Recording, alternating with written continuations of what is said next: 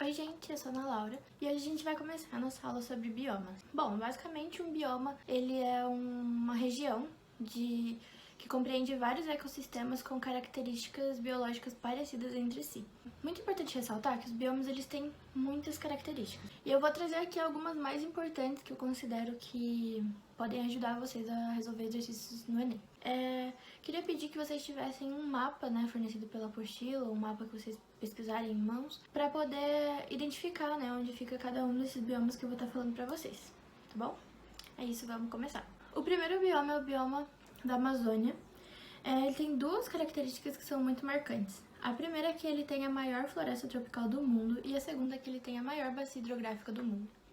A bacia amazônica ela tem como principal rio o Rio Amazonas e é basicamente muito importante porque compreende cerca de 20% da água doce de todo o mundo.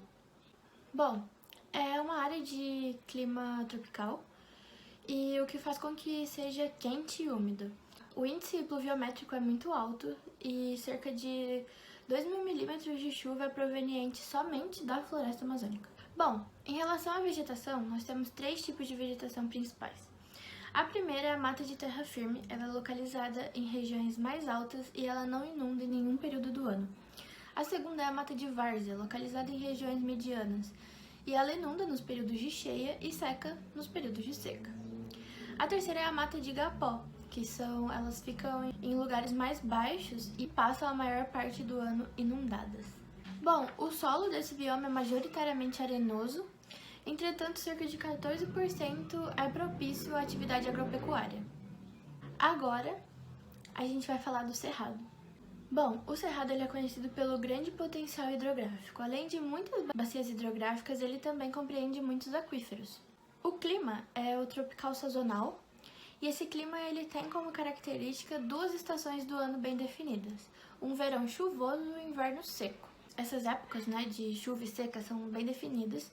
Então, a época de seca vai de maio a setembro, enquanto a época de chuva vai de outubro a abril.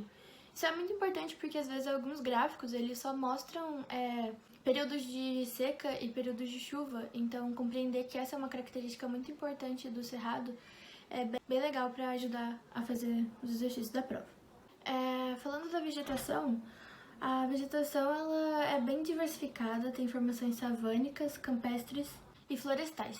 Compreende espécies arbóreas, arbustivas, herbáceas e cipós. Falando de solo, o solo do cerrado ele é um solo muito antigo e é caracterizado pela profundidade e pela alta permeabilidade. Por ser um solo muito poroso e muito permeável, ele é um solo que favorece o processo de erosão, causando a lixiviação. A lixiviação ela é um processo erosivo provocado a partir da lavagem da camada mais superficial do solo. Isso é importante de ter em mente, porque aí quando falar de lixiviação, muito provavelmente está sendo falado do cerrado. Agora a gente vai para a caatinga. As características que são bem marcantes é que ele é o bioma mais seco que a gente tem aqui no Brasil. E ele também é marcado por rios intermitentes. Esses rios eles vão existir no período de chuva e eles vão secar nos períodos de seca. Bom, fica numa região de clima semiárido e baixo índice pluviométrico. Esse índice é bem importante porque normalmente índices abaixo de 600 milímetros representam a região da caatinga. A vegetação ela tem uma característica que as folhas elas normalmente caem durante o período de seca, para aquela vegetação ela conseguir se manter. É normalmente formado por arbustos e cactos, e uma característica muito importante desse bioma é que as plantas elas têm o xeromorfismo, que é quando elas vão se adaptar para sobreviver em regiões de clima extremamente seco. Sobre o solo, eles são predominantemente bem rasos e também são pobres em nutrientes.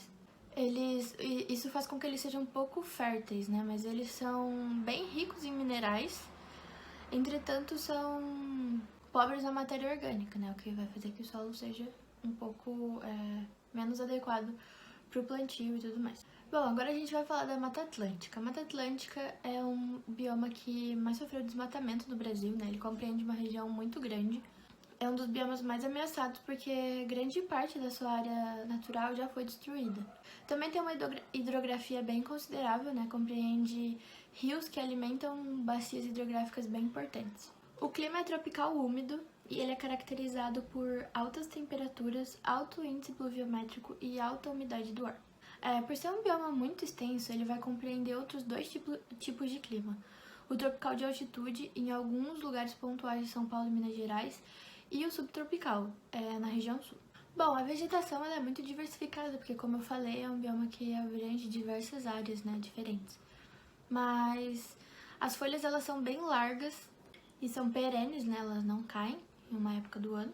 E as copas das árvores elas se encontram, né, e formam grandes extensões de floresta. Isso faz com que isso tenha algumas consequências para o solo, que a gente vai ver daqui a pouco. E basicamente as árvores elas são de grande e médio porte.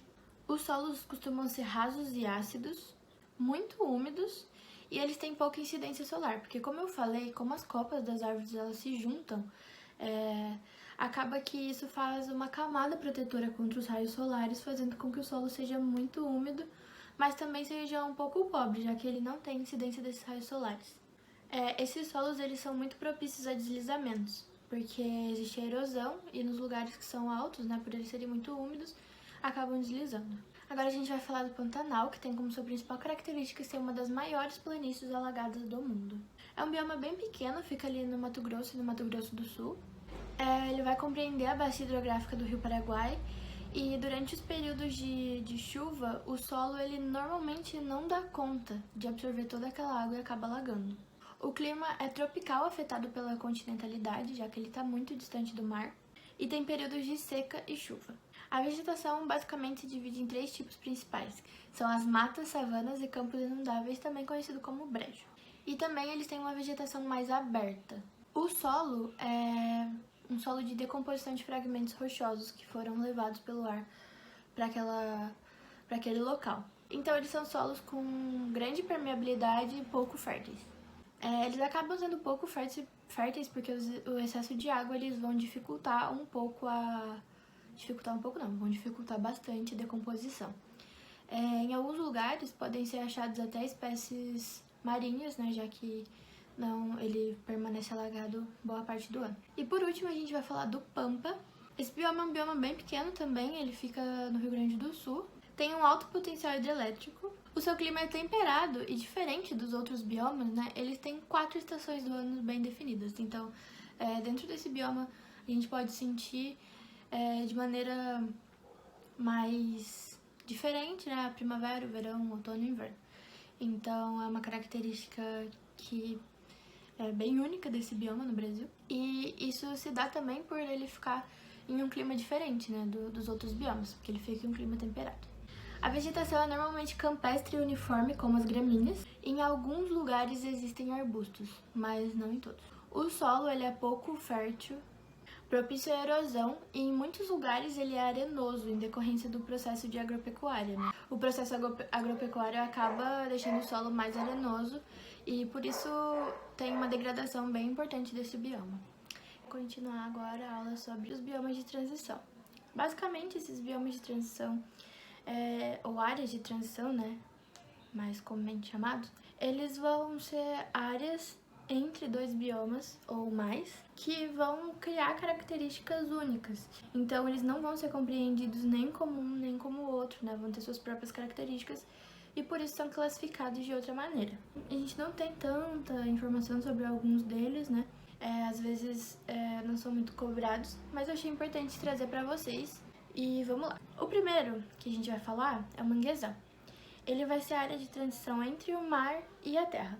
Ele tem uma área muito vasta, vai mais ou menos do Amapá até Santa Catarina, na região litorânea. Ele é caracterizado por arbustos de raízes bem grandes e raízes que ficam acima do solo.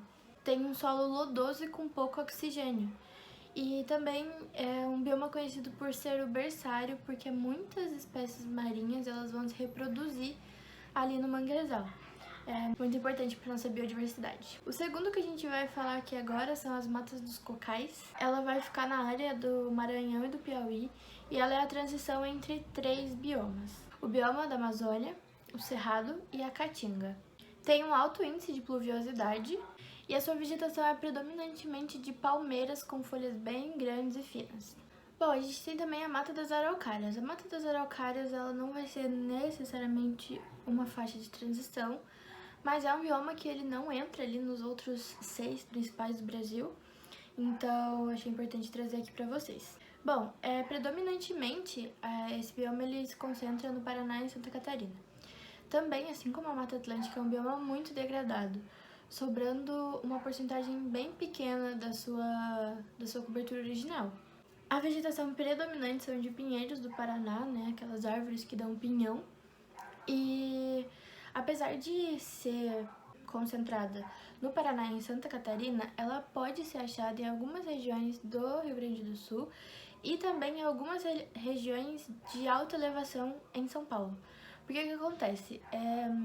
Como eu falei pra vocês na aula sobre clima e tudo mais, a altitude ela vai influenciar bastante no clima da região. Então, alguns lugares de São Paulo, por ter uma altitude bem elevada, apesar de se compreenderem em uma área de clima tropical, elas vão ser mais parecidas com o clima subtropical, pela condição que a altitude proporciona.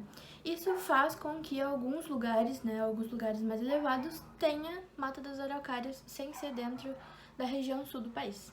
Bom, a vegetação ela é bem espalhada e bem pontiaguda, e basicamente são essas as características principais. É importante lembrar sempre de que, apesar de estar compreendida ali na região sul, ela pode acontecer pontualmente em lugares de altitude elevada.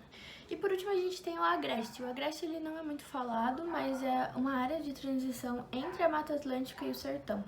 Ele normalmente está em regiões de planalto e tem algumas bacias hidrográficas importantes, mas a vegetação dele não é tão abordada porque é um local de bastante agricultura, né? Agricultura familiar.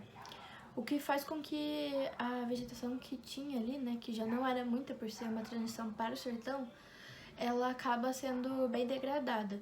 Então, as atividades agropecuárias são bem intensas nessa faixa de transição e também é bem comum as plantações de algodão. Então é isso, gente. Por hoje é só. Beijos e até a próxima.